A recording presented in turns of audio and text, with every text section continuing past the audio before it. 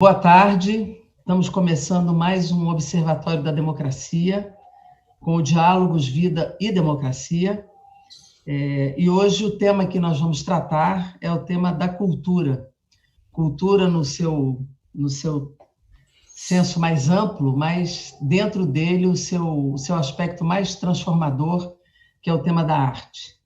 E nesse momento é importante a gente compreender que não há tema mais vinculado à liberdade do que o tema da arte e da cultura. Esse tema é transversal a todas as dimensões da vida, mas nós também sabemos que a arte como ofício, a arte como trabalho, está em foco nesse momento. E está em foco, inclusive, tramitando com a Lei de Emergência Cultural na Câmara dos Deputados, onde já foi aprovado, e amanhã será votado no Senado da República, que chama-se Lei de Emergência Cultural, batizada de Lei Aldir Blanc, em homenagem a esse poeta e compositor, como ele mesmo se chamava, compositor do povo, e que foi vitimado pela Covid-19.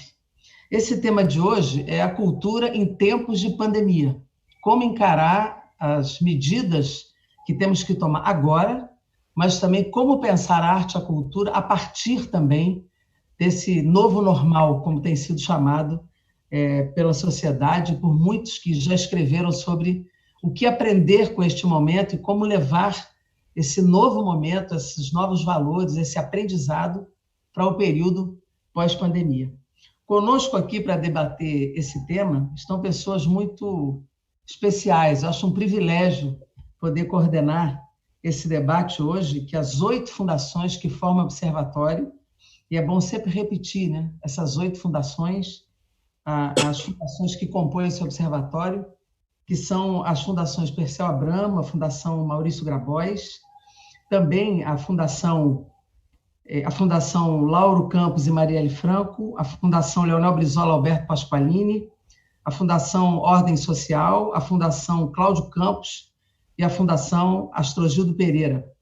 São fundações que, de há muito e de vários anos, vêm se constituindo como um polo de formulação, de debate e de apontar rumos para o nosso país, e vários temas vêm sendo trazidos para a discussão com a sociedade e agora inscritos nesse seminário que vem tratando de vários assuntos. Hoje, aqui conosco, é um privilégio, temos aqui Juca Ferreira, ex-ministro da Saúde, que tanto fez por esse país. Temos aqui Stepan Ercecian, ator, ex-presidente da Funarte e meu colega deputado federal, com quem eu tive o prazer de dividir os bancos da Câmara Federal. Marcelo Rubens Paiva, roteirista, escritor, dramaturgo, conhecido de todos vocês. E Chico César, cantor, compositor e esse coerente e ousado artista brasileiro. Estão aqui conosco para debater e eu vou já de imediato passar para você. Eu só quero dizer só que eu fiquei muito feliz e tranquilo de saber que você acabou de nomear o Juca como ministro da Saúde. Desculpa. Como médico fala de cultura é saúde. Saúde mental, a saúde mental. Desculpa, Juca, é porque estou com a saúde na cabeça. Acabei de sair da reunião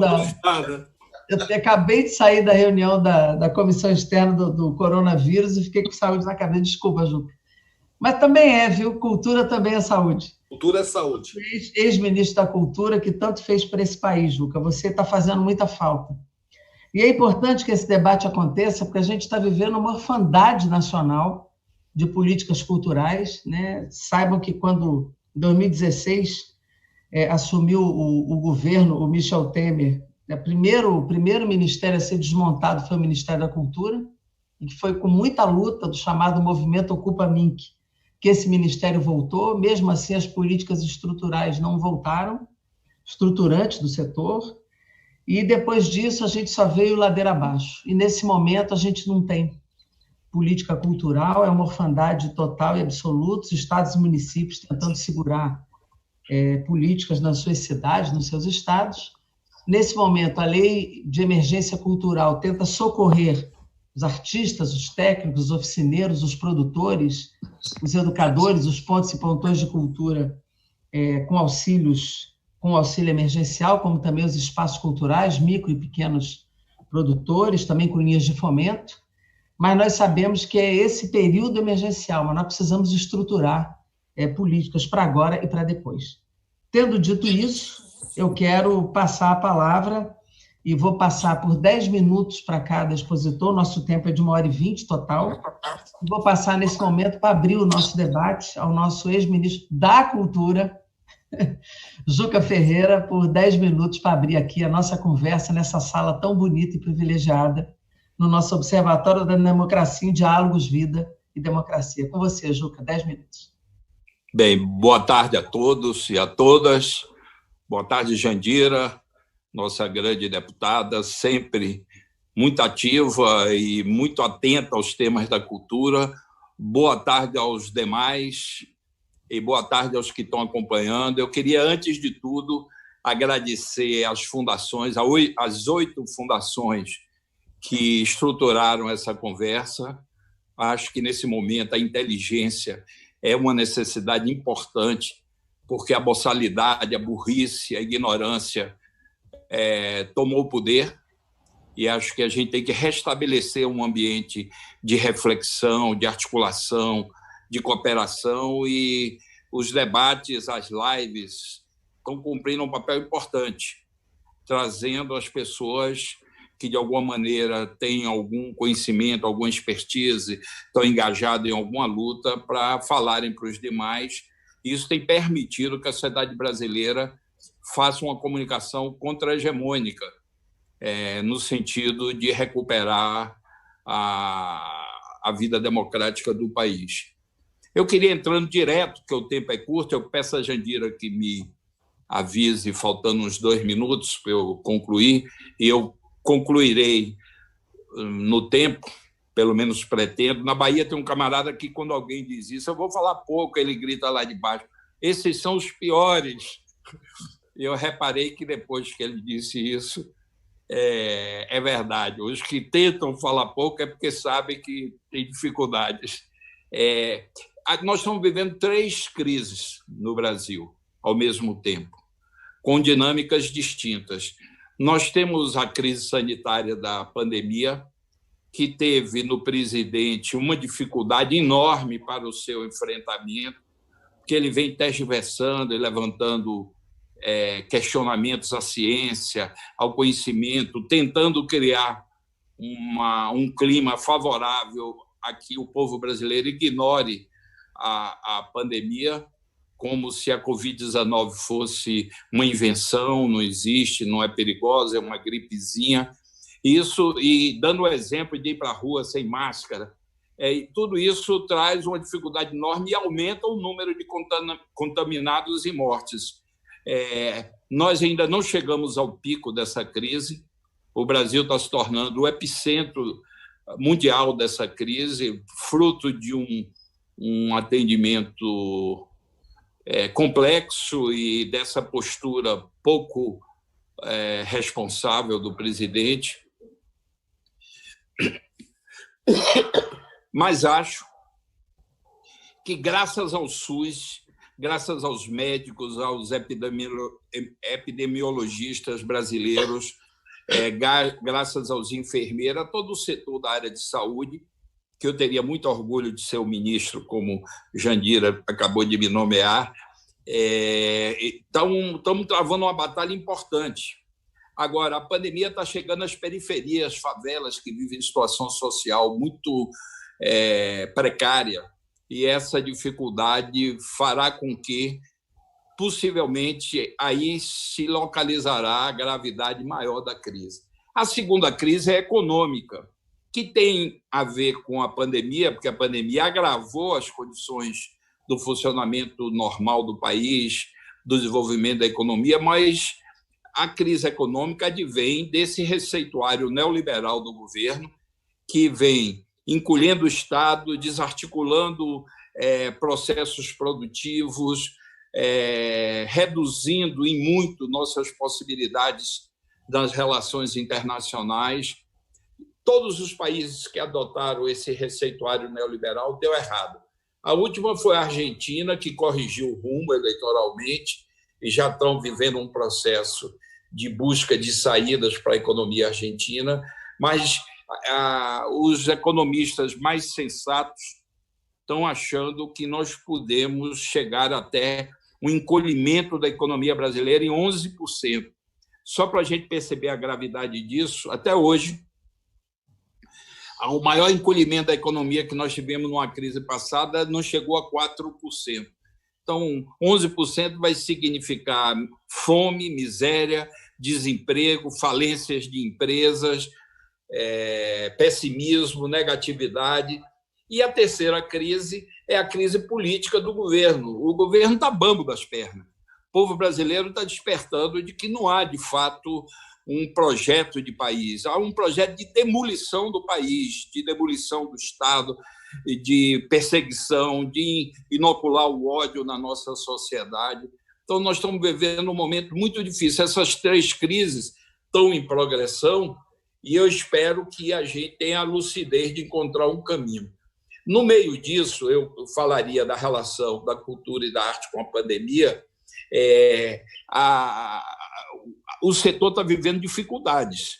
Tirando os grandes artistas que, de alguma maneira, conseguiram fazer um pé de meia, a grande maioria do setor, sejam artistas, técnicos, pessoas que trabalham com arte, com cultura, com eventos culturais, estão passando dificuldades. Eu recebo uma quantidade enorme de mensagens pedindo socorro. São artistas de rua, são artistas circenses, são artistas que trabalham na noite, são técnicos que trabalham em equipamentos culturais, como estúdios de gravação, são técnicos que dão suporte aos eventos. Então, são produtores, tem uma gama enorme de profissionais que não têm como garantir a sobrevivência de sua família, nem a própria. Então, o Congresso, os partidos de oposição articularam no Congresso e a Câmara reagiu muito bem, e a nossa deputada Jandira foi a relatora, conseguiram reunir todas as iniciativas no mesmo projeto que tivesse a capacidade de ser uma lei de atendimento emergencial a essas necessidades do setor, inclusive, a manutenção de certos equipamentos médios e pequenos, que esses equipamentos são a base logística das atividades culturais. Se a gente permitir a devastação do setor cultural, que já vem sendo acossada pelo governo Bolsonaro, a gente vai ter uma dificuldade enorme de recuperar essas atividades depois da pandemia passar. Então, é um ato de inteligência que quase todos os países estão adotando de apoiar o setor para mitigar esses impactos negativos. Aí a nossa coordenadora pode falar melhor do que eu, porque ela foi a relatora. O projeto foi absorvendo uma série de contribuições e proposições, inclusive do Senado, e isso fez com que a condução que foi dada pela relatora permitiu que se chegasse a um projeto razoavelmente satisfatório, porque as dificuldades são enormes para você constituir um projeto para uma área tão complexa. Eu estava falando outro dia para a Juca Kfouri, no futebol você tem os times de várzea, a primeira divisão, a segunda divisão, a terceira divisão. É um setor mais ou menos organizado, com 5 ou 6 modalidades de profissionais, incluindo os jogadores. A cultura não. A cultura, se a gente sentar para conversar, vai ver que é uma gama muito ampla, diversa, diferenciada de participantes desse setor. E é um setor que contribui com a economia em todo o país, contribui com a economia do turismo, contribui com a produção editorial. A cultura tem capilaridades não só como um fenômeno da subjetividade, de construção de todo esse território simbólico do país, ao mesmo tempo tem uma responsabilidade enorme econômica. E os países que estão caminhando numa direção de modernizar suas economias, o Estado está dando uma importância decisiva ao desenvolvimento dessa economia que nos chamam de economia do simbólico, outros chamam de economia cultural, tem vários, economia criativa, tem vários nomes, mas, na verdade, estamos falando da mesma coisa. Então, é preciso, além de dar esse atendimento emergencial, pensar no futuro. Não se sabe exatamente quando as atividades sociais vão voltar ao normal. quando vai se poder reunir muita gente no mesmo ambiente, as grandes celebrações. 2 minutos. Hein? 2 minutos. Então, é uma discussão muito importante para começar a ser feita agora, para que a gente não permita um desmoronamento do que o Brasil constituiu durante todo o século XX e agora nesse início de século XXI, com essa estrutura cultural do país, que é muito complexa, muito diversa, vai de grandes, médias, pequenas, micro e empresas individuais. Tem o criador como epicentro de todo o processo cultural, e os criadores precisam dos técnicos e todo esse aparato complexo para que sua obra seja divulgada, ganhe corpo e chegue ao seu público. Então, se a gente permitir que isso desmorone, que isso fique sem respostas satisfatórias, o Brasil vai ter um prejuízo no século XXI enorme. Então, a gente precisa estruturar, além dessa defesa durante a pandemia, já começar a pensar um futuro e a progressão da retomada que vai precisar contar com o poder público, com o governo federal, governos estaduais e municipais, para que a gente possa, de fato, ter uma retomada à altura do país e da grandeza cultural do país. Nossa, Juca, eu nunca vi você tão disciplinado, viu? Pois é, eu passei um tempo em Minas Gerais, eu aprendi com os mineiros. Essa pandemia está te disciplinando, viu? Não, foram os mineiros. Bom, o Juca aborda esse cruzamento da crise sanitária, política e econômica, viu, Stepan? Eu vou passar a palavra para você.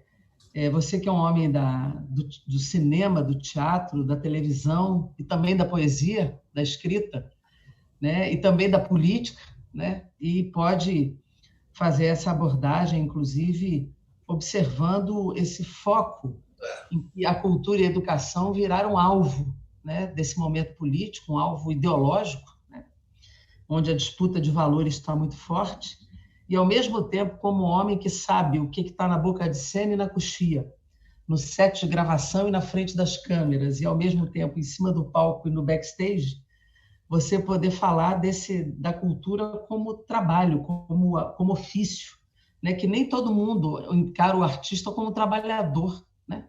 Dentro da economia. É verdade, as pessoas olham a arte como fazendo parte da sua vida, mas às vezes não percebem que as pessoas vivem da arte, vivem do seu trabalho, né? E na hora que a pandemia, que os decretos dos prefeitos e governadores, a primeira coisa que parou foi teatro, cinema, bar, restaurante e o fluxo das ruas, não perceberam que esse trabalho, simplesmente, as pessoas pararam de sobreviver. E muito artista está passando fome. Então, seria legal você abordar o aspecto ideológico e o aspecto do trabalho, propriamente dito, na tua intervenção.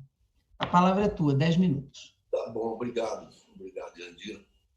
É um prazer, agradeço a todos, agradeço em especial à Fundação Astrogil Pereira, que representa a cidadania, por ter me dado a honra de vir aqui representar nesse nosso encontro. Aproxima do teu áudio, Stepan, porque você está falando baixo. Está saindo muito baixo? Melhorou agora? Melhorou. Vou falar mais alto. Estava falando com preguiça, com uma certa... O negócio de ouvir baiano falar, eu vou ficando cansado também. Aí Deixa eu te falar uma coisa. Bom, meus queridos amigos e aqueles que nos ouvem, uma das preocupações que eu tenho tido, um dos exercícios que eu tenho feito nesse momento, além de estar confinado para evitar o vírus do Covid-19, eu tenho me cercado de todos os cuidados para não ser inoculado pelo vírus do ódio que está espalhado e disseminado nesse momento na nossa sociedade, no nosso país. Eu fico muito preocupado com isso, porque é uma tática que eu sempre vi. Eu dizia às vezes, eu falava, não exija o pior de mim. Eu tenho tanta coisa boa para te dar e você quer fustigar exatamente o que há de pior em mim. Isso é a essência da violência, a essência do ódio, do desacerto, da desarmonia. Então, eu me preocupo muito com isso, porque se eu não tomar cuidado, todo o meu discurso daqui a pouco vai estar com teor bolsonarista, de ódio, de revolta, de nojo. É claro que esses caras despertam isso na gente, mas eu fico pensando, quase que se dissesse assim, eu sou contra, e eu estou procurando saber o que eu sou a favor, né? Para ser a favor de algo nesse sentido, né? Então, com esse cuidado que eu procurarei aí usar esses minutos aí que nos restam. Eu penso também muito que está se falando muito em pós-pandemia, né? E eu tenho buscado observar bastante, tentando entender a pré-epidemia. O que estava acontecendo antes? Que está se revelando de uma forma assustadora nesse momento, que não é pré nem pós, é atual da pandemia, e que em todos os setores, e na cultura não seria diferente, está revelando o descaso, os desacertos que todos nós, sem exceção, cometemos e, de uma certa forma, fomos coniventes com tudo isso. Eu não consigo ver, Jandira, não é pelas imagens dos postos de saúde, das emergências, da falta de insumos médicos, o desespero dos profissionais de saúde em fazer um atendimento, eu procuro tentar ver e falar assim, isto é a epidemia. Mas se eu pegar as imagens que a televisão me mostra e colocar lado a lado com o que estava acontecendo, por exemplo, na saúde pública do Rio de Janeiro, há 3 meses atrás, o cenário não é muito diferente. Os corredores já estavam lotados, não tinha maca, não tinha equipamento, não tinha remédio. Você vai para outro setor, que é o da educação. Eu tenho crianças aqui em casa, um estuda em escola particular, tem 2 em escola pública, e eu percebi a falência absoluta das crianças que estudam na escola pública de ter acesso, nesse momento, a uma educação virtual. Só quem está estudando é o meu menino, que está no colégio particular. As outras 2, eu procuro e não acho nada que interesse. Então, isso era pré-pandemia, né? E então, quando a gente parte para o nosso, especificamente, o nosso métier, a nossa profissão, nós percebemos que agora se busca novas formas de que maneira a gente vai sair disso, mas ela apenas está refletindo um processo que vem de longo tempo, que vem de longa data, agravada pelo fato de que agora nós não temos só a falta de apoio, a gente tem um governo que está atirando contra a gente, que nos nomeou como inimigo número 1 da sociedade, que disseminou o que há de mais infame, tentando fazer, e quero fazer uma ressalva, não conseguiram. É uma meia dúzia de idiota, de imbecil que caiu nessa história aí. Esses fanáticos é que acham que nós somos vagabundos. O grande espectro da sociedade brasileira, o nosso público, não caiu nessa lorota, não. Eles continuaram nos prestigiando, eles continuaram indo ao teatro, indo às exposições, comprando livro, participando ativamente da nossa vida. Eles não caíram nessa história, não. Eles não foram vitoriosos em relação a isso. Porém, é muito importante dizer que o que nós estamos fazendo, independente desse ano de bolsonarismo, de ataque violento contra a cultura, nós também carregamos uma herança anterior a isso. Vários artistas não passaram a passar fome, a ter dificuldade de meia hora atrás para cá, não. Isso aí já vem de muito tempo. O desemprego é grave. Eu sei, posso dar um depoimento pessoal. É claro que lá no começo do governo Bolsonaro, o mercado de trabalho diminuiu bastante com tudo que foi feito, com todos os ataques que a cultura sofreu, fim de editais, de financiamento, a esculhambação lá na coisa do cinema, lá na nossa Anvisa, Ancine. Tudo isso dificultou. Agora, é claro que com isso, mais pandemia, as coisas ficaram assim. Por exemplo, eu dou um exemplo aqui, tranquilo. Isso sem falar do desemprego, das pessoas desesperadas atrás dos R$ 600, que nós também precisamos, né? Todo mundo precisa.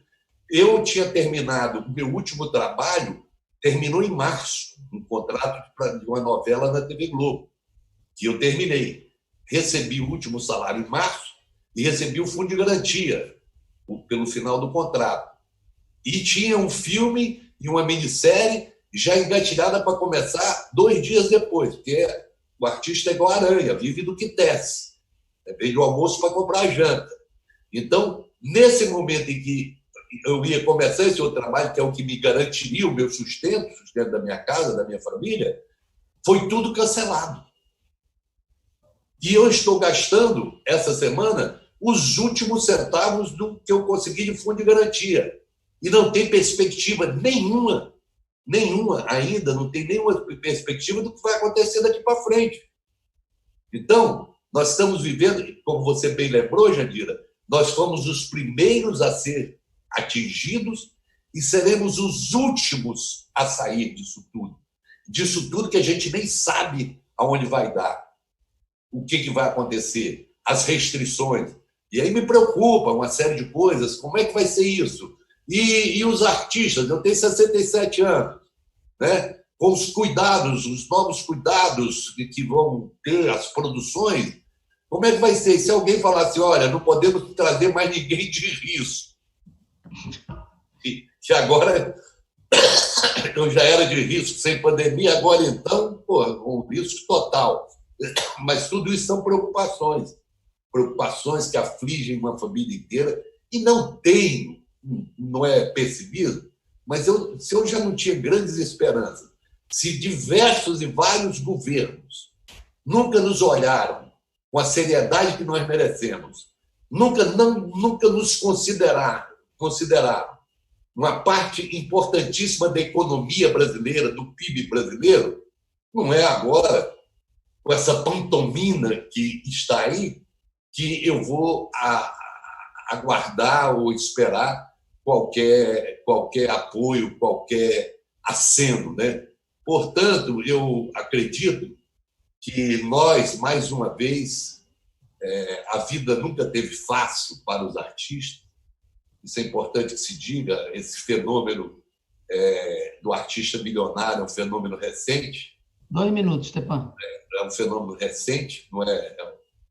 Das antigas nunca foi assim.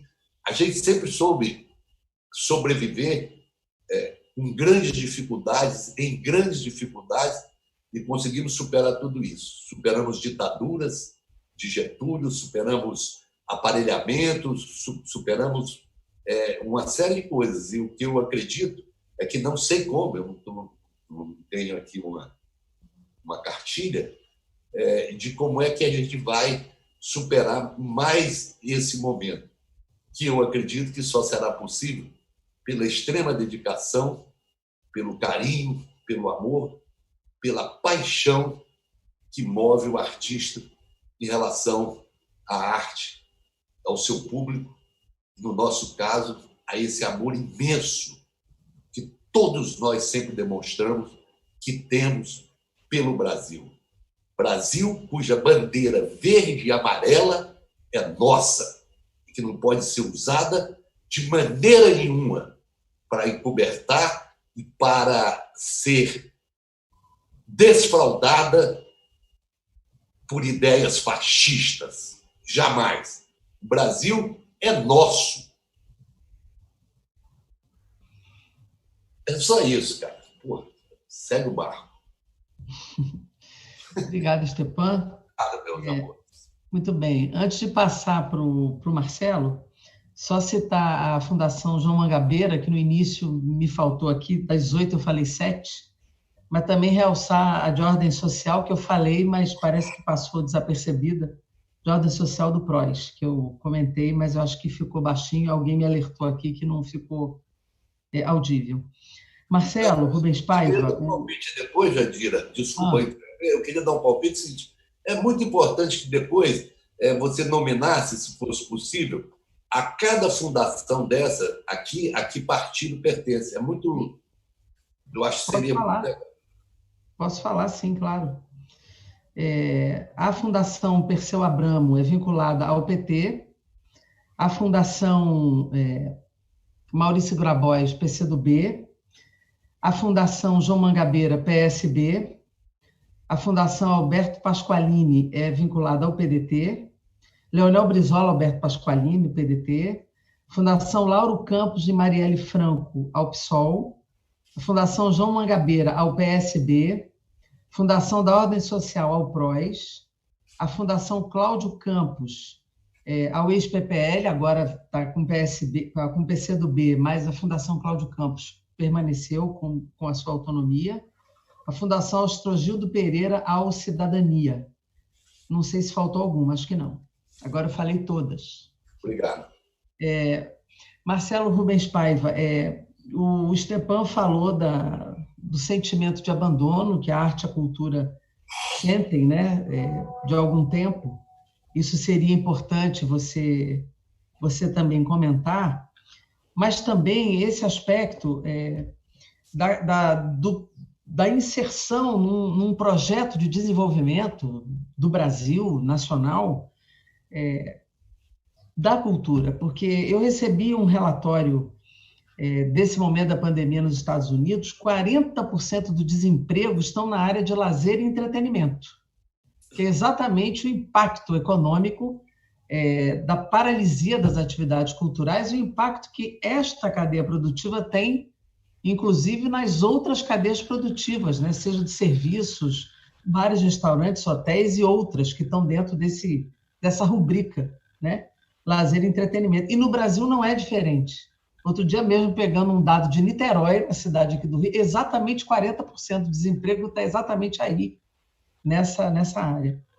Então, é importante que a gente localize, porque parece que gestor, chefe de Estado, governador, prefeito, só olha para uma política pública quando ela tem impacto econômico. Parece que a imaginação, a criação, o simbólico, esses valores das relações humanas não importa muito para a maioria dos gestores. Então, é importante localizar não só esse aspecto político e da política pública, mas esse aspecto econômico também seria talvez importante, essa abordagem dentro de um projeto nacional de desenvolvimento, que é um debate que as fundações fazem muito. A palavra é tua, Marcelo. Bom, boa tarde a todos do Observatório da Democracia. Stefan Nersesian, meu ídolo desde a minha infância, Marcelo Jonassu, Chico César, esse grande compositor militante, sempre presente nas manifestações da Avenida Paulista, e Juca Ferreira, meu outro ídolo, meu maior ministro da cultura que esse país já teve, um homem que conseguiu fazer com que o sistema nacional brilhasse, tivesse perto de 200 produções por ano e que chegasse a ganhar 2 prêmios em Cannes no ano passado, os prêmios mais importantes de Cannes, com Bacurau e A Vida Invisível, indicado ao Oscar com o filme da Petra, e o momento em que nós estávamos renascendo um brilho e prestígio de público e de crítica, o cinema sofre um baque violentíssimo e está tudo paralisado. Jandira, eu estou aqui com meu sobrinho Chico Paiva, que assessorou você, está te mandando um beijo. Não, ela não, acompanhava o Paulo Teixeira. Paulo Teixeira. Foi muitas reuniões naquela salinha da minoria lá que a Jandira... Eu queria mandar um abraço para o meu parceiro de Pilates online aí, Chico César, da turma segunda-feira, né? Cheio de gente. É a nova geração na política aqui, eu estou achando muito bacana que o Stepan talvez seja um dos poucos da minha geração e da área cultural que foi para a política. A minha geração ela se relegou, ela se determinou o papel de fazer política através da revolução cultural, através da cultura, né? Existem muito poucas pessoas da minha idade que foram para o Congresso, que encararam, que frequentaram os gabinetes como o Funarte. A grande maioria virou roqueiro, virou escritor, virou artista, e a gente vê hoje uma necessidade muito grande de uma renovação política que tem sido feita por uma juventude que é a grande esperança que nós temos para modificar esse país. A relação, o Stefan tocou num ponto essencial. A classe artística, ela é a primeira a sofrer as consequências de um autoritarismo e de uma crise econômica, e é a última a conseguir se reerguer. Nós, da literatura, por exemplo, já estamos, desde o governo Temer, sofrendo com o fato do governo não comprar mais livros para serem distribuídos às bibliotecas, às escolas, o que representava perto de 30% a 40% do faturamento do mercado editorial. Era um parceiro muito importante, a Fundação Nacional do Livro, que conseguia fazer com que esse mercado fosse esse mercado vibrante, de mais de 200, 300 edições por mês sendo publicadas, né? Depois veio a Ancine sendo perseguida injustamente pelo TCU, de um critério ele fez o filme Carandiru, perdão, Carandiru foi o Babeco, ele fez o filme lá de Canudos, da Guerra dos Canudos, e quando ele foi prestar contas, as tais contas que o TCU exige que nós, artistas, prestemos, ele tinha que ter nota fiscal do aluguel do jegue. Ele tinha vários jegues alugados de pessoas que não sabiam ler e escrever, que não tinham CPF, que não tinham nem RG. Então, assim, como é que ele ia fazer uma nota fiscal do aluguel de um jegue do Zé da Montanha, né, que prestou 10 jegues para as filmagens? Então, ele conta essa história rindo, mas é um pouco o panorama em que o cinema, foi uma forma que o cinema sofreu para ser esmagado pela burocracia estatal de um país que tem um projeto muito claro hoje de eliminação total da cultura, eliminação total dos valores de altruísmo e de empatia ao outro, eliminação total de respeito ao meio ambiente, eliminação da raça negra, com assassinatos constantes e preconceito e racismo, e da educação, né? Então, assim, povos indígenas, que é o grande inimigo do Bolsonaro, já que o pai dele foi um dentista em Serra Pelada, né? E muito ligado aos garimpeiros, que são os maiores interessados em entrar nas terras indígenas. Conquista da Constituição de 1988, que, aliás, minha mãe foi relatora das leis, das demarcações das terras indígenas, que foi uma lei, que foram leis que foram inspiradas, que inspiraram os indígenas americanos. A minha mãe fazia reuniões com apaches, parecia filme de faroeste na minha casa. Com esquimós, né? As leis brasileiras de reserva de demarcação de terra indígena foram as mais modernas e avançadas do mundo, como muitas leis da Constituição. O Brasil tem uma relação Estado-cultura sempre complicada, porque, para nós, a cultura é fundamental para a criação da nossa cidadania, do valor do brasileiro, que fala uma língua comum, que é um país gigante, continental, que tem uma cultura absolutamente vasta, rica. O Chico está aqui prova disso. A música brasileira ela nunca foi enquadrada como música estrangeira. Se você ia em lojas de discos, né, Chico, antigamente, as lojas de discos de Nova York, da França, você tinha lá o jazz, você tinha música clássica e você tinha música brasileira. Você não tinha música sul-americana, nem música world music, era música brasileira. A música brasileira é de uma potência que tem músicas que foram das 10 mais tocadas no mundo. O cinema brasileiro ele inspirou o Martin Scorsese, né, que era um grande fã do cinema novo. Assim como, por exemplo, eu encontrei o Bertolucci uma vez na Itália, e eu falei que eu era brasileiro, e ele falou: como é que vão meus amigos do cinema novo, meus parceiros do cinema novo? Então, o teatro brasileiro, com toda a dificuldade que enfrenta, consegue fazer com que os musicais nunca tivessem entrado aqui, até finalmente a gente entrar numa crise violentíssima, e aí os musicais acabaram pintando e bordando. Mas a gente conseguia ter um dos poucos países do mundo que o musical americano não entrava, né? E me lembro muito de Glauber Rocha falando, né, que é muito melhor o pior produto cultural brasileiro do que o melhor produto cultural americano, como ele falava com o seu grande baianês. E essa relação Estado-cultura sempre foi uma relação de estica e puxa e relaxa, que quando o Estado é um Estado democrático, é um Estado interessado no bem-estar da população, um Estado em que se preocupa com os valores nacionais, com a cidadania, a cultura avança, né? Não é à toa que foi nos governos Juscelino Kubitschek, que depois foi substituído pelo governo temporário de Jânio e Jango, que o cinema novo, a bossa nova, atingiram uma grande expansão. Não é à toa que no governo Lula-Dilma, que o cinema nacional conseguiu produzir o façanha de empregar perto de 600 mil pessoas. O Juca pode me dar os dados corretos depois do tamanho do PIB que era o audiovisual brasileiro.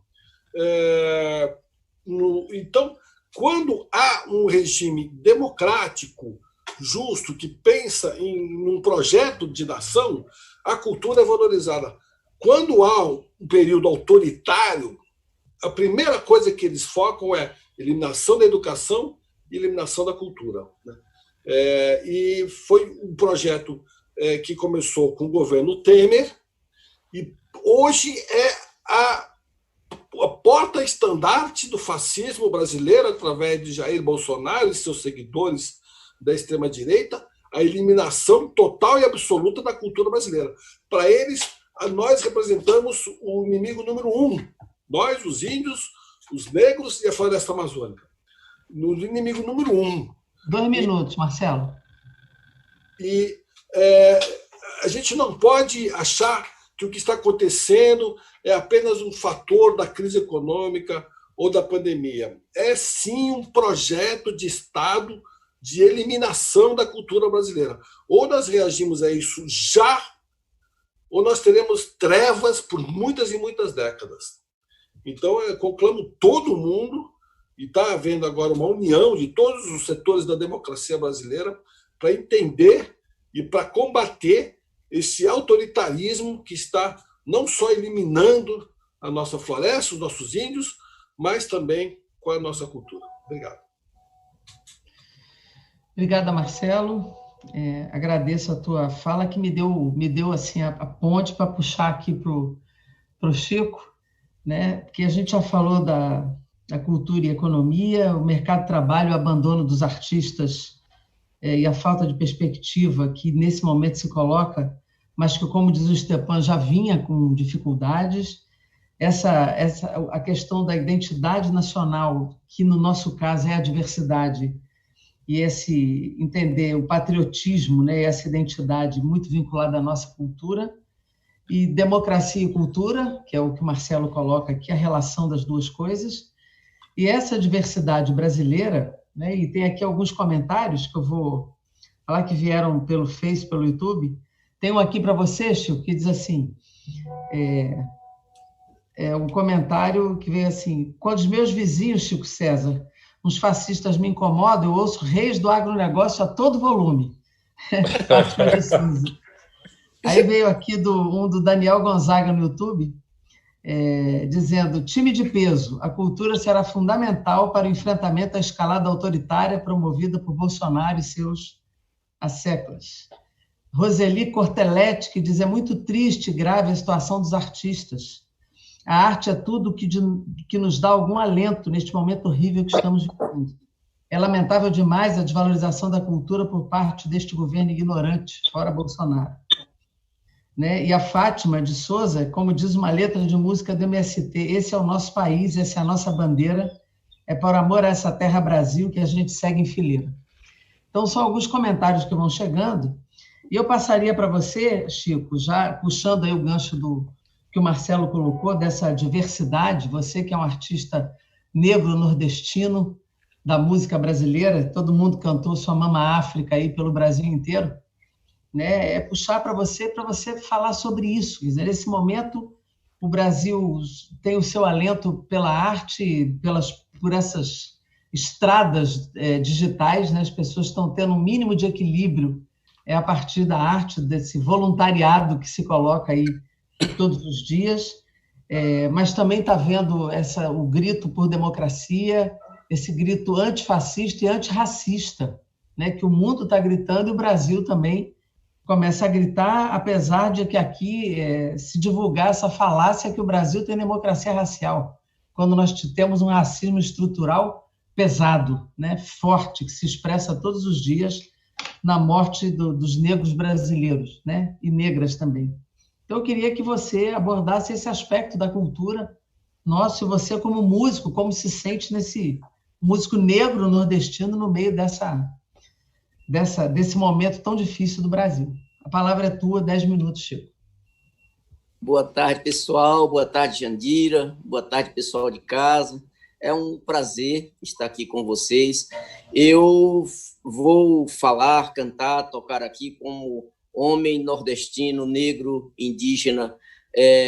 A minha música e a minha fala trazem a cidade de alteridade, de diversidade, de olharmos o Brasil profundo e escutarmos esses cuja voz tem sido emudecida, estão tentando emudecer, porque exatamente vem dos nossos povos ancestrais a possibilidade de buscarmos uma outra vida. O Brasil, meus amigos, é a pandemia.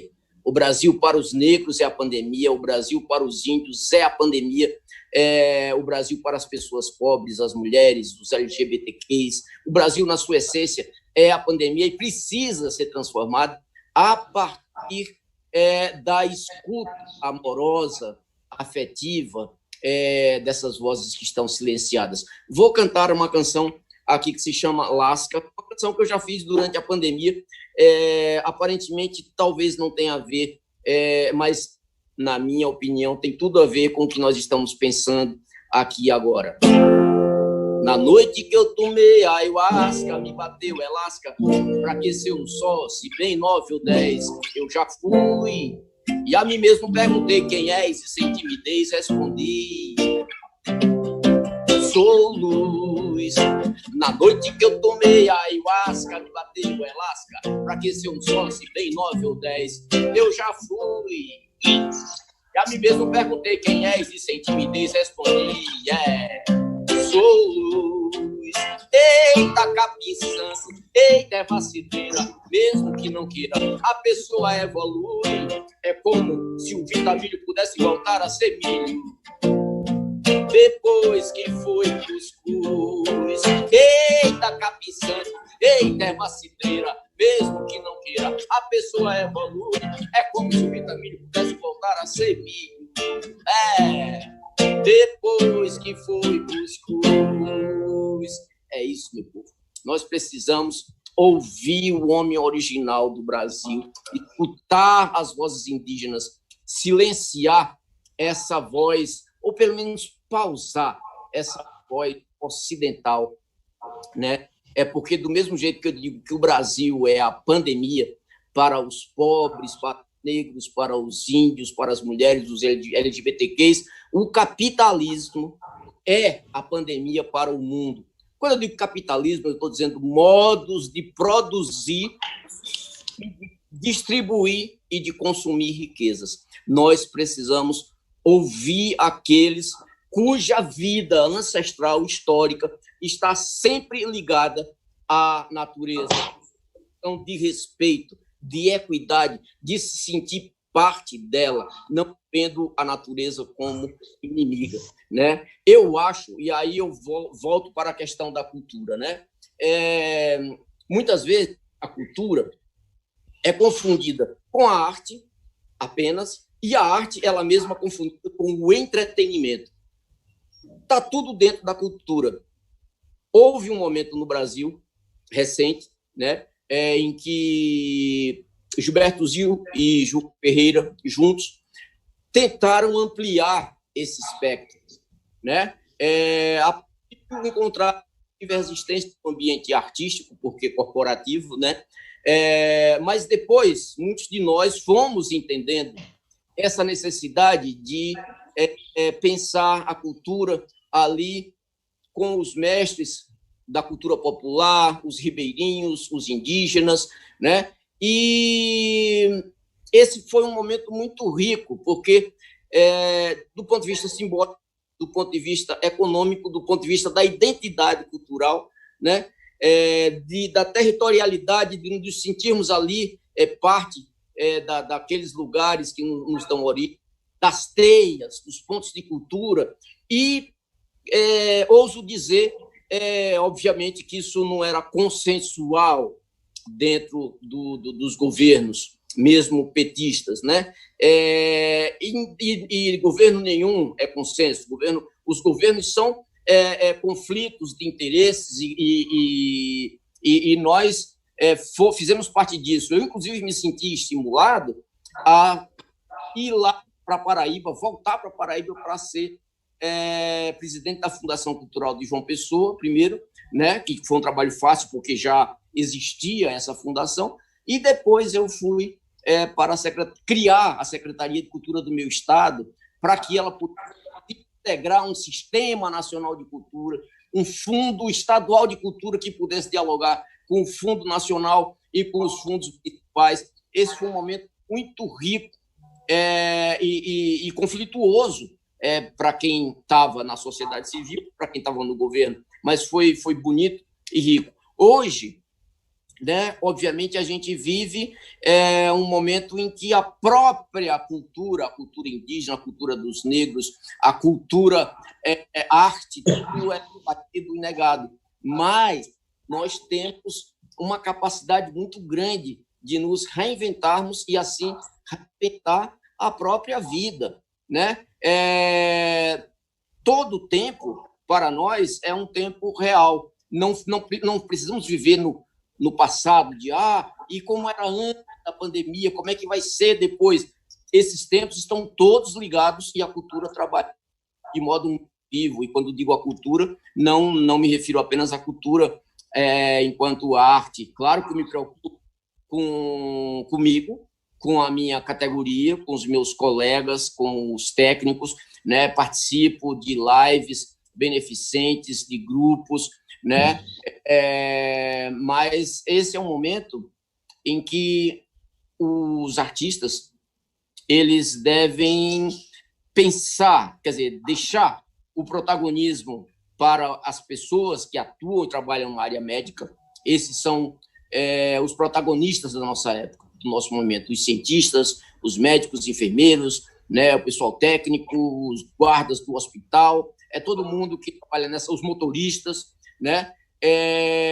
E é importante, para além do que a própria atividade artística envolve, nós pensarmos as bases que nos dão origem e que, no fundo, são elas que esse sistema busca silenciar, né? É preciso fazer isso tudo emergir. Por isso eu escolhi essa canção, né, que fala com a ayahuasca, uma canção que eu fiz durante a pandemia, e que eu acho que é isso, assim, da necessidade de procurarmos ver atrás dos véus, né? Véus que muitas vezes nós próprios tecemos ou ajudamos a tecer, ou fingimos que não estamos percebendo a existência deles por uma razão ou por outra, quando em algum momento, de algum modo, podemos estar sendo beneficiados por eles. É preciso desmascarar, tirar véus, e a cultura é importante para isso,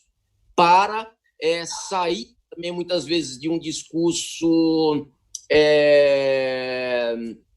muito objetivo, para buscar e estimular subjetividades. As subjetividades são muito importantes todo o tempo, e num momento como esse, mais ainda. Fechou? Deixo aqui, guardo os 2 minutos para mais na frente. Tá certo, vou voltar para você já já. Muito bem. Então, nós vamos dar a segunda rodada, que é a última, né? São 2 mesmo, dentro do nosso tempo. Te agradecer, Chico, porque eu acho que você, quando você coloca dos véus, você está exatamente colocando a arte como grande estimuladora do simbólico, da imaginação, da criação, mas, acima de tudo, desse aspecto da ancestralidade, da religiosidade, daquilo que as pessoas, às vezes, fazem questão de não enxergar, né? Então, eu acho que essa primeira rodada a gente abordou deu uma abrangência enorme ao debate. Ainda tem aqui, Marcelo, para você, a Magda Almada, que mandou um recado. Ela é bibliotecária do sindicato, agradeceu muito você ter falado dos livros, né, da importância dele e do mercado editorial também. Eu queria passar a segunda rodada pedindo, assim, de alguma forma, claro que vocês vão falar o que vocês quiserem, mas pedindo que nessa rodada aqui, eu tive assim, a chance agora, ao relatar a Lei de Emergência Cultural de Blanc, de conversar um pouco com esse Brasil profundo, que o Juca fala muito, né? Esse Brasil profundo.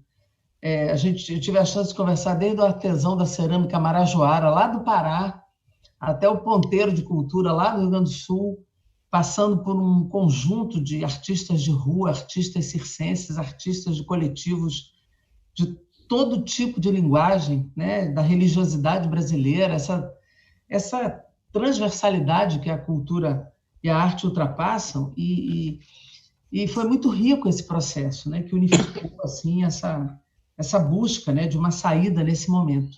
Mas todos eles, ao mesmo tempo que falavam da emergência, falavam também de reestruturar uma agenda, né, na medida em que tem uma orfandade nacional, eles pedem assim, a gente precisa estruturar a partir das cidades, algo que possibilite o apontamento de uma nova possibilidade da gente se organizar para, de novo, dizer o seguinte, vamos por aqui, vamos manter como se fosse uma conferência permanente para apontar saídas para o nosso trabalho, para dar perspectiva, que é isso que o Stepan falou.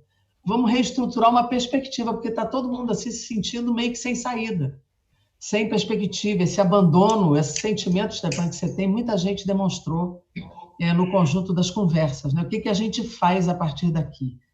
Então, eu acho que e todo mundo dizendo assim, se ninguém mudar nesse momento agora, em que valores de solidariedade, de coletivo, de afeto, de jogar para fora esses valores que muita gente não enxerga, né? Se a gente, na nossa relação com a natureza, se isso não mexer agora, como é que é? Não vai mudar nada? O que a gente joga para frente? Então, essa segunda rodada, eu queria que vocês talvez falassem um pouco disso. Quer dizer, o que a gente pode apontar a partir dessa vivência da arte, que cada um aqui trabalha, do seu acúmulo como artista, como cidadão, como lutadores da liberdade desse país, nesse momento tão duro em que o fascismo tenta se localizar, o que cada um aponta para que as fundações, inclusive, elaborem uma proposta assim, para colocar para fora, né?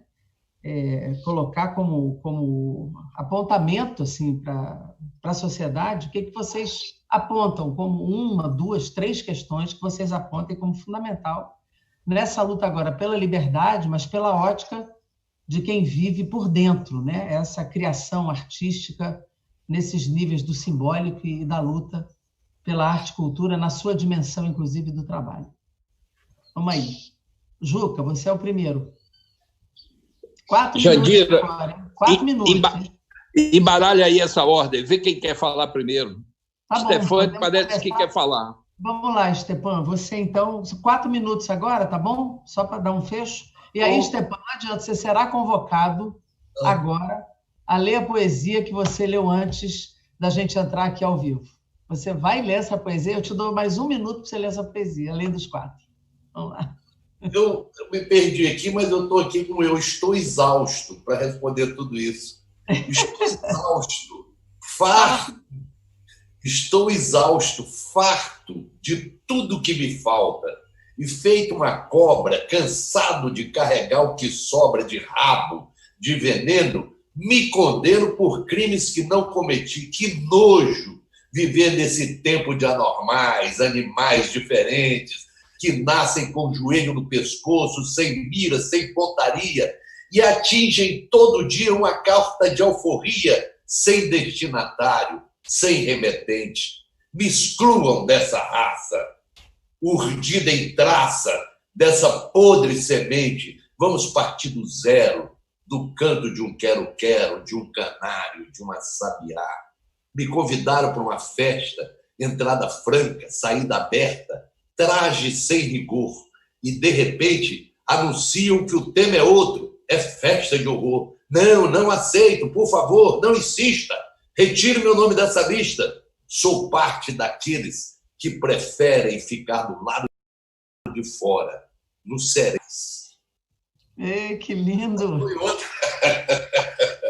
Mas, Jandira, é um desafio muito grande. Pô, reafirma aqui minha admiração pela maneira como você conduz sempre, conduz as coisas, e esse debate, o que você nos instiga a procurar, a falar, é importante. Eu te juro que o meu raciocínio, a minha sensibilidade nesse momento, ela não consegue dissociar esse futuro ou essa perspectiva, o que fazer em relação à cultura do dia a dia, dessa realidade. Eu não consigo.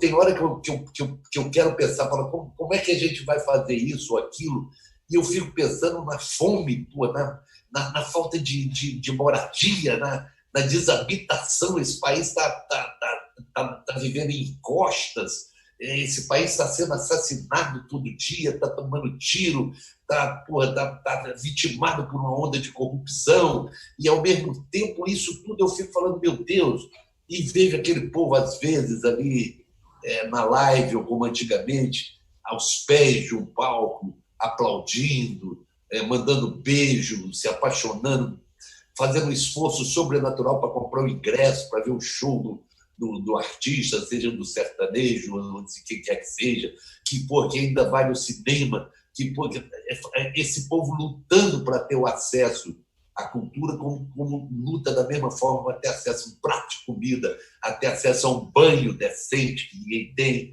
a ter acesso a essas coisas básicas. Então, eu tenho a impressão que o grande desafio nosso é nós não desassociarmos de maneira nenhuma, enquanto artistas, dessa luta por essa grande transformação social.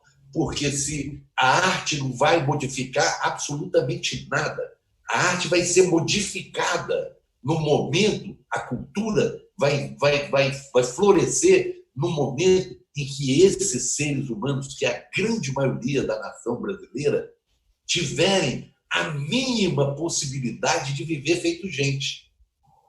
E aí a gente vai se enriquecer, a gente vai usufruir mais ainda de toda a expressão artística que vem desse sofrido, desesperado e massacrado povo brasileiro.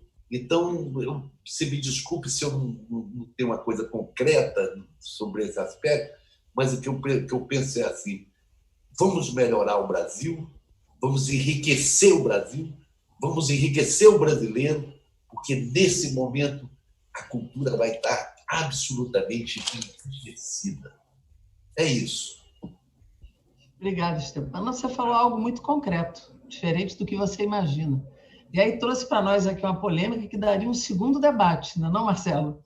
Vou puxar para você para dizer o seguinte: acho que o que o Stepan coloca é que está flagrada uma profunda desigualdade, né? Uma desigualdade que, na minha concepção, e eu boto obviamente que não pode mais ser o debate de agora pelo tempo, mas assim, o capitalismo contemporâneo, ele jogou para nós uma desigualdade muito mais profunda, né? Porque ele concentrou nessa fase do capitalismo financeiro, do qual nós somos reféns, né? Uma concentração muito maior de poder e de dinheiro na mão de muito poucos, né? E a desigualdade foi escancaradamente visível nesse momento. Então, a gente pode até dizer assim, enquanto a gente não superar esse sistema de desigualdade, a gente não supera as grandes diferenças e nem dá felicidade ao povo. Eu poderia dizer isso, até por ser do PCdoB, eu posso colocar isso com muita tranquilidade. Aí a pergunta que fica é o seguinte, a cultura, ela é consequência, ele pode ser um instrumento de transformação dessa desigualdade? Essa é a pergunta que fica para nós, né? Se a cultura e a arte ela é instrumento dessa mudança. Você, Marcelo? Pode e deve. O que a gente vê, o que está acontecendo no mundo todo hoje, não são apenas protestos contra uma ou outra atitude, ato violento da polícia. É um protesto contra o Estado do mundo todo, contra essa desigualdade que faz com que, durante essa pandemia, pessoas ficaram mais ricas, né? Como o dono do Facebook, como o dono do Amazon, e que criou uma situação de desigualdade inacreditável em todo o mundo. Então, eu acho que as pessoas estão nas ruas, estão cansadas da violência policial, que a polícia, todo mundo que fez o curso básico de marxismo sabe que a polícia é a fonte da garantia do estado de exploração de uma elite, né? Essa atitude contra a polícia certamente é uma atitude, na verdade, contra o Estado do mundo todo, o Estado capitalista, o Estado liberal. Isso acabou, isso não dá mais para sustentar. É impossível você olhar o que está acontecendo hoje e olhar para a Bolsa de Valores e ver que ela está atingindo o patamar de quase antes da pandemia, como se tivesse voltado, nossas vidas estivessem iguais, e não está. Existe uma camada enorme de população desempregada. Nos Estados Unidos se calcula em 40 milhões, e aqui no Brasil existe uma quantidade enorme de gente em comunidades pobres, em comunidades vulneráveis, que não tem máscara porque não tem dinheiro para comprar máscara, que não tem o que comer. Então, o que eu acho que o que se colocou para nós, artistas que estamos em casa, obrigados por uma pandemia, e que infelizmente não podemos ir às ruas, porque nós somos contra ir às ruas, nós achamos que todos deveriam ficar em casa, diferentemente de grupos apoiadores da extrema-direita desse governo, que vão às ruas porque eles ignoram as questões de segurança, e eles estão pintando e bordando.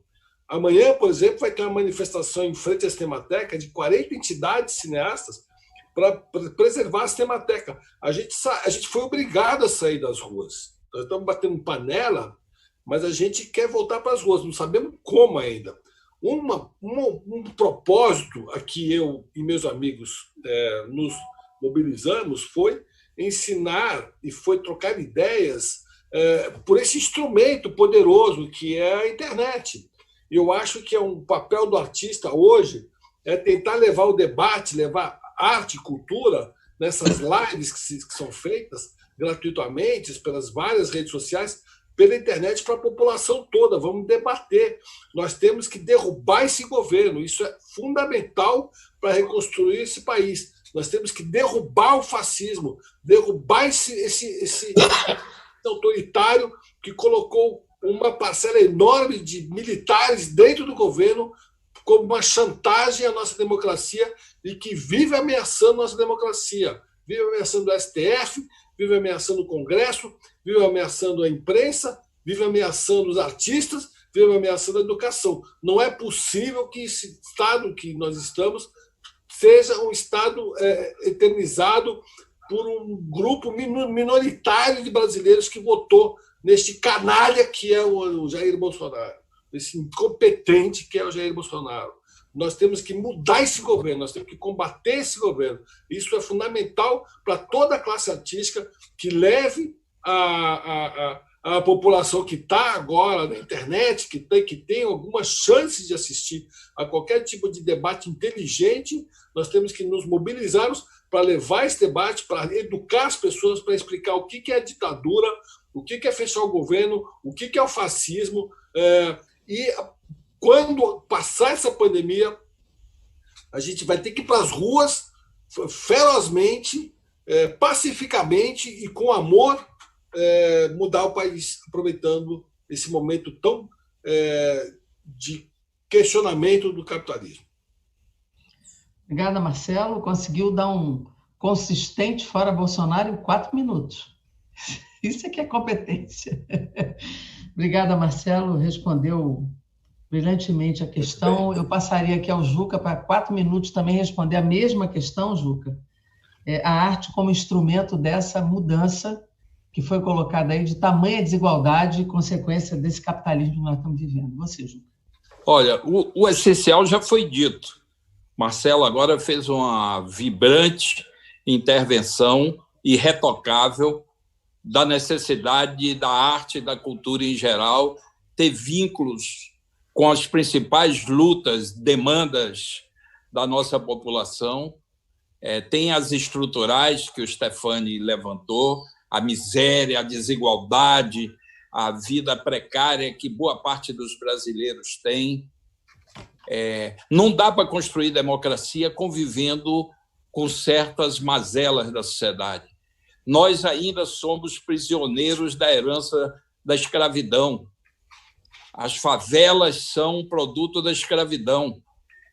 As pessoas que moram lá deveriam ser iguais, com direitos e oportunidades iguais, mas os que eles recebem do Estado é a polícia atirando a ermo, fazendo do lugar de moradia dessas pessoas o cenário de uma guerra que sobra bala perdida para todo mundo. Então, não dá para construir democracia assim. Esse interregno que nós estamos tendo de uma experimentação de um governo fascista deve nos levar a compreender alguns aspectos, talvez até autocriticamente percebermos que temos que dar mais ênfase na luta pela igualdade social, pela igualdade de direitos e oportunidades para todos.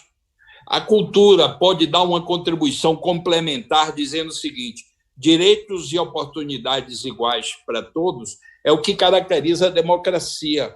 Mas no século XXI já é necessário dizer que a diversidade humana tem que ser incorporada também. Então, direitos iguais e o direito à diferença, sem ser molestado.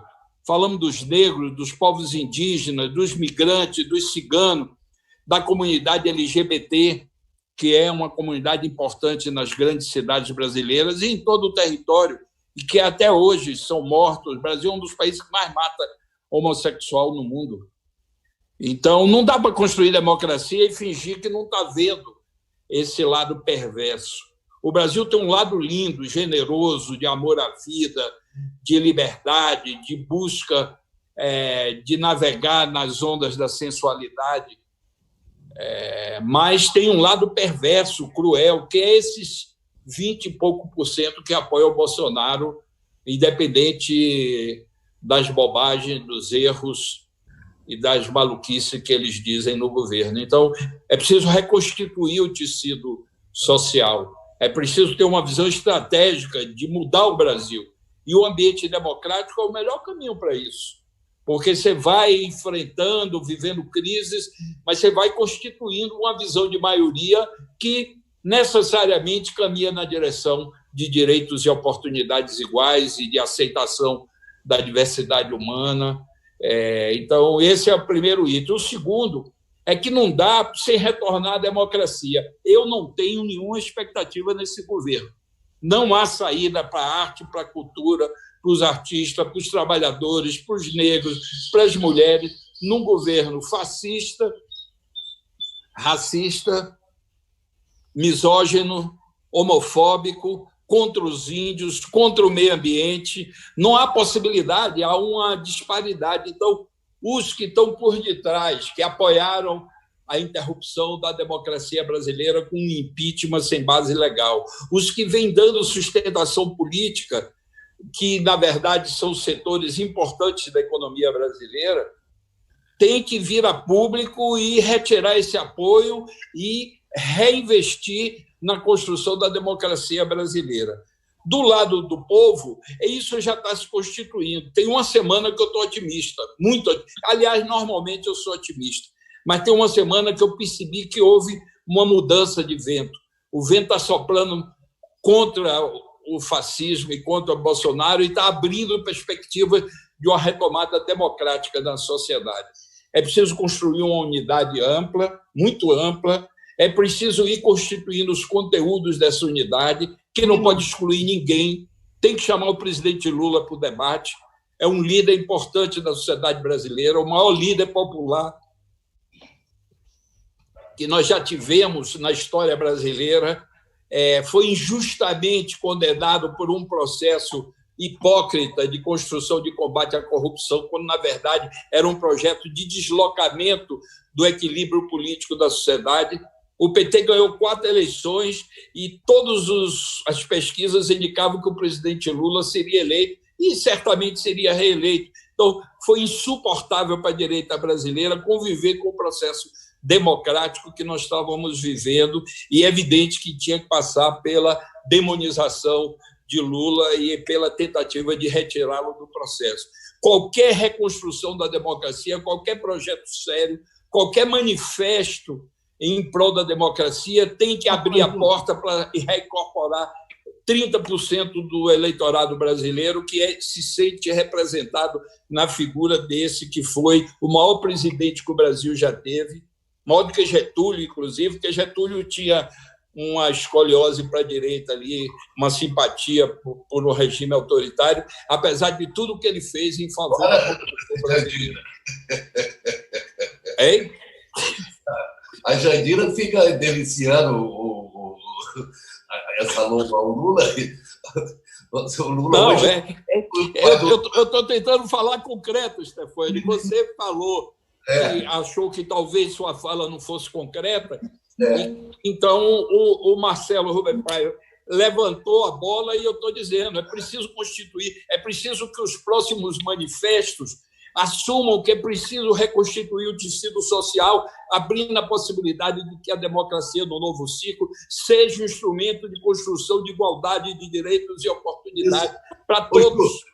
Júlia, você bem disse, não podemos conviver com a desigualdade no nível que é. Uns têm direitos, são protegidos, são bem tratados pela polícia, e outros são demonizados e vivem como marginais nas periferias das grandes cidades brasileiras. É preciso proteger os indígenas. Juca, é o quê? Juca, você pode ajudar muito nisso, principalmente começando a convencer ao Lula a assinar os manifestos. Não, você... Jandira, quantos minutos eu tenho, Jandira? Você já passou 3. Estou pedindo para concluir, então, já falei 3 vezes. Então, eu vou encerrar respondendo aí ao Stefani. Lula poderia ter assinado, mas não assinou porque a movimentação em torno desses atuais abaixo-assinados excluía os direitos da grande massa trabalhadora do Brasil. Não basta só tirar Bolsonaro. É preciso tirar Bolsonaro e é preciso interromper esse processo que só beneficia o capital financeiro, entende? De políticas de reformas econômicas que retiram direitos que foram conquistados durante décadas. Então, ele, como um representante da classe trabalhadora e de boa parte da população brasileira, tinha e cumpriu sua obrigação de dizer é preciso uma unidade, mas essa unidade tem que incorporar os direitos dos trabalhadores e fazer com que o restabelecimento da democracia seja levantar as tutelas e as restrições que os segmentos de elite impõem. Eu desisto. Essa paixão dos dois lados não permite. Eu vou passar para o Chico. E o Juca, falei que o Juca, já que ele estava disciplinado, ele ultrapassou agora. Eu fiquei entusiasmado com a fala do Marcelo e disse, ele levantou a bola, eu tenho que cortar. Eu só acho que a gente precisa ter em conta que Manifesto de 200 mil pessoas, nesse momento, se unificam contra o fascismo. Se a gente achar que a gente vai detalhar coisas, a gente não amplia. Nesse momento, isolar o fascismo é o que nos une. Isso agora é fundamental. Isso agora é o fundamental. E, por isso, foram 3 manifestos já. E a ampliação agora ela é decisiva para isolar o fascismo. Qualquer outro ponto agora ele é secundário em relação ao isolamento do fascismo, na minha opinião. Agora, Chico, é você, e você, eu sei que você vai fazer outra performance aí na tua viola, mas nós não vamos deixar o Stepan de fora, ele vai fechar com aquela poesia que ele leu antes da gente começar. Chico, é você, querido. Tá bem. Eu acho que a cultura, a arte, né, nós temos que dar essa liga de união que a sociedade precisa agora na luta contra o fascismo. É preciso, cada qual a seu modo, inclusive apoiando essa inusitada união das torcidas organizadas, né, que estão indo com cuidado para as ruas, né? Eu quero ver o 13, o Botafogo da Paraíba, o Alto Esporte, indo para as ruas de João Pessoa, juntos, prevenidos, né? E depois volta, fica 15 dias em casa de quarentena, vamos revezar, né? Vamos apoiar esses atos, né? Porque as ruas precisam ser retomadas por quem é de direito, né? E vou tocar uma canção que tem muito a ver com essa nossa luta contra o fascismo. Chama-se Pedrada. Cães danados do fascismo babam e arreganham os dentes. Sai do ovo da serpente, fruto podre do cinismo, para oprimir as gentes, nos manter no escravismo, para nos empurrar no abismo e nos triturar com os dentes. República de parentes, pode crer, na nova Babilônia eu e você somos só carne humana pra moer, e o amor não é pra nós. Mas nós temos a pedrada pra jogar, a bola incendiária está no ar. Fogo nos fascistas, fogo já. República de parentes, pode crer, na nova Babilônia eu e você somos só carne humana pra moer, e o amor não é pra nós. Mas nós temos a pedrada pra jogar, a bola incendiária está no ar. Fogo nos fascistas, fogo já. Oba, Chico. Obrigada, Chico. Olha, avisar para você o seguinte. Primeiro, que tem muitos comentários aqui no Face, no YouTube, pessoal elogiando o Chico, elogiando o Marcelo, elogiando o Juca, elogiando o Stepan. E eu quero avisar, assim, primeiro que está tendo um tuitaço hoje pela aprovação da Lei Emergencial da Cultura Aldir Blanc. Já estamos em terceiro no top 3 do Twitter. Começou agora, 15 horas, já está em terceiro, para aprovar no Senado sem alterações, porque a gente não quer atrasar a tramitação, quer que aprove o mesmo texto e que o governo cumpra o compromisso de sancionar a lei. A expectativa, a lei é de 3 bilhões na cultura, descentralizada para estados e municípios, o pessoal quer ver esse recurso chegar na ponta. É uma lei emergencial da cultura, se é emergencial tem que chegar logo. Então está em terceiro lugar no Twitter, agradecer a todo mundo que está tweetando e tweetar mais para chegar no primeiro lugar, né? E ver se os senadores não emendam e o senador Jacques Wagner, muito sensível ao relator, ver se consegue aprovar sem nenhuma alteração o texto para a gente poder botar logo para o Executivo para sancionar essa lei, e é o que todo mundo está esperando, que se cumpra o acordo. Segundo, nós vamos passar para o Stepan para ele ler a poesia dele. Você não vai escapar não, Stepan, não tem jeito. Tá bom. Atira a tua poesia, eu já decorei o título dela, você vai ler, porque ela tem muito a ver com o que nós estamos vivendo hoje. E dizer o seguinte, antes de fechar, o que eu pude, assim, concluir, e esse debate vai estar no YouTube do Observatório, na sexta-feira, 14h30, dia 5. Esse debate vai estar reproduzido lá. E o que eu posso concluir de essência aqui é que esse mundo da arte, da cultura, os artistas, todo mundo do saber e do fazer cultural se sente completamente como trabalhadores integrados à cidadania brasileira na luta conjunta pela democracia, pela liberdade, contra o fascismo, contra a desigualdade, contra a opressão. Então, se sentem absolutamente integrados nessa luta, e os debatedores aqui não conseguem enxergar o futuro dessa luta sob o comando desse governo. Então, é importante que a gente perceba que não há aqui uma tentativa de ser nem privilegiado, nem diferente, mas integrados completamente nessa luta, e tem dentro dessa luta uma luta estrutural, né? que cruza classe, gênero, raça, porque essas lutas são lutas estruturais contra a opressão no Brasil. Você sabe que, desculpe te interromper, sim. Me lembrou muito, e aqui todos nós temos idade para isso, o combate à ditadura. Chegou um momento de todos os setores da sociedade, da igreja, da ABI, da OAB, sem exceção.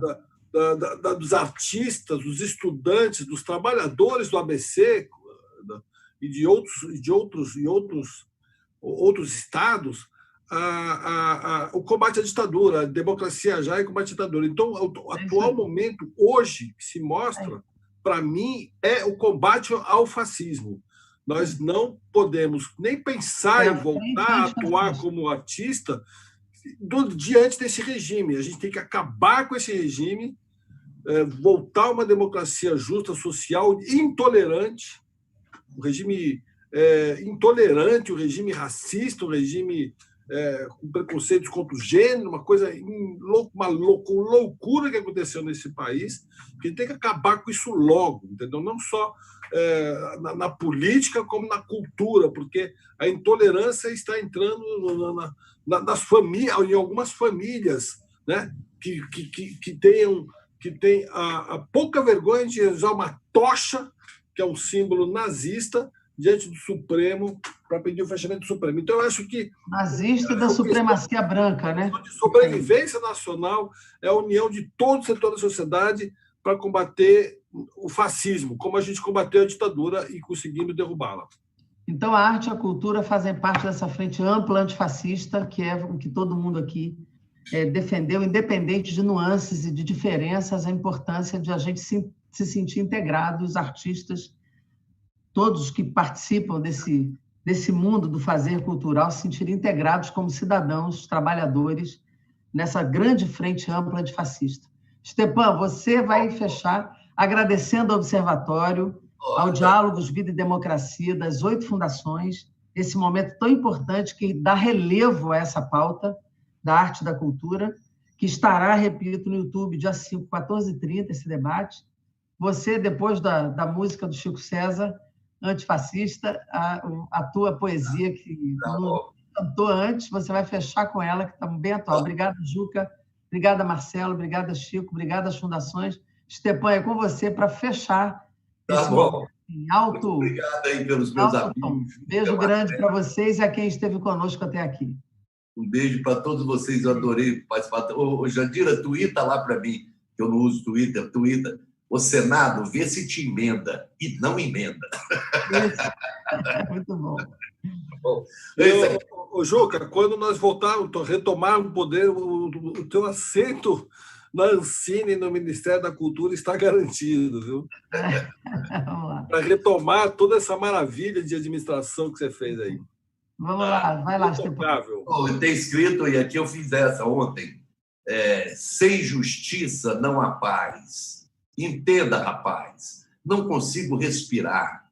Falta ar na minha viela, falta tudo na favela. Desde as antigas caravelas, as balas embalam o som das covardias. Noite e dia, night and day, cansei de ver o nada se mover. Não dá mais para crer que qualquer coisinha vai mudar. Quero ar, tira esse joelho do meu pescoço, me tira dessa fila, tira, tira, tira, atira. O que sai desse cano não vai matar meu coração, minha cabeça, meu amor pela vida, meus ideais.